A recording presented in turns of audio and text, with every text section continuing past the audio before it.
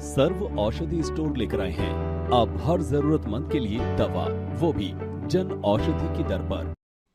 जय माता दी मित्रों, कुंडली में यदि चतुर्थ भाव का स्वामी षष्ठम भाव में चला जाए और षष्ठम भाव का स्वामी चतुर्थ भाव में चला जाए, अर्थात चतुर्थेश और षष्ठेश आपस में परिवर्तन राजयोग बनाकर अगर बैठे हों तो इसका क्या फल आपको प्राप्त होगा। देखिए मित्रों, जब चतुर्थ का मालिक, चतुर्थ भाव आपकी माता का भाव होता है, आपका सुख का भाव है। जब चतुर्थ भाव का मालिक जब षष्ठम भाव क्योंकि चतुर्थ से तीसरा है तो ये माता के छोटे भाई बहन या फिर आपके यहां पर गए तो वो आपके लिए मौसी, मामा मौसी का होता है।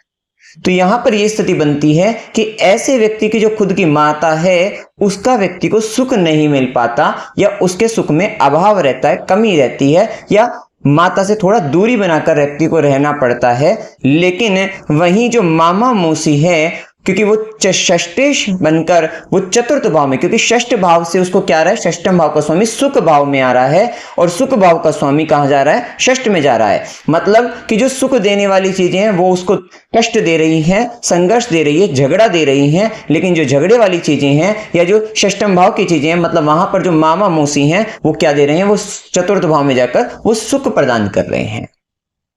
वहीं चतुर्थ भाव आपके घर का है, तो ऐसे व्यक्ति का जो खुद का घर, सेल्फ की जो प्रॉपर्टी है, खुद से ली गई जो प्रॉपर्टी है, वो क्या कर रही है, वो षष्ठम भाव में जा रही है। मतलब उसके कारण उस व्यक्ति को झगड़ा आ रहा है, डिस्प्यूट हो रहा है, कहीं ना कहीं वो उसके लिए उसका सुख भोगने में उसको परेशानी है, खुद का घर या खुद की प्रॉपर्टी का सुख भोगने में उसको दिक्कत है।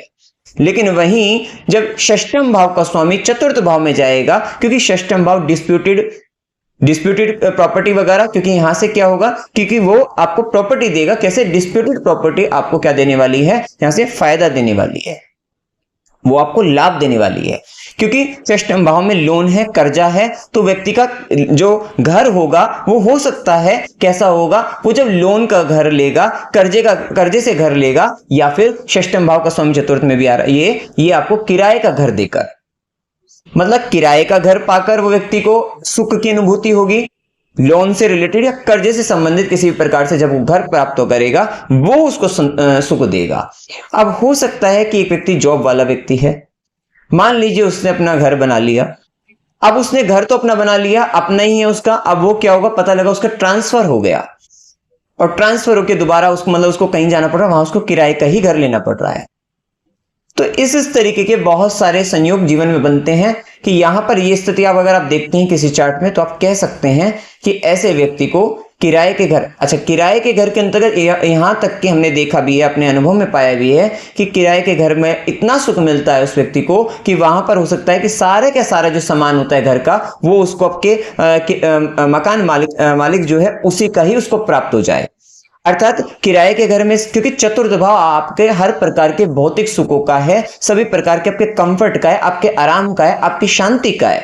तो इसका मतलब यह है कि किराए का घर, लोन का घर या फिर किसी प्रकार से डिस्प्यूटेड लैंड उसको बहुत सुख प्रदान करने वाली, उसको लाभ देने वाली, वो इस तरीके की स्थिति आप उनमें देख सकते हैं। तो मित्रों, जानकारी अगर आपको अच्छी लगी, वीडियो को लाइक कीजिएगा, शेयर कीजिएगा और चैनल को सब्सक्राइब कीजिएगा। जय माता दी। सर्व औषधि स्टोर, मानवता ही सर्वोपरि है।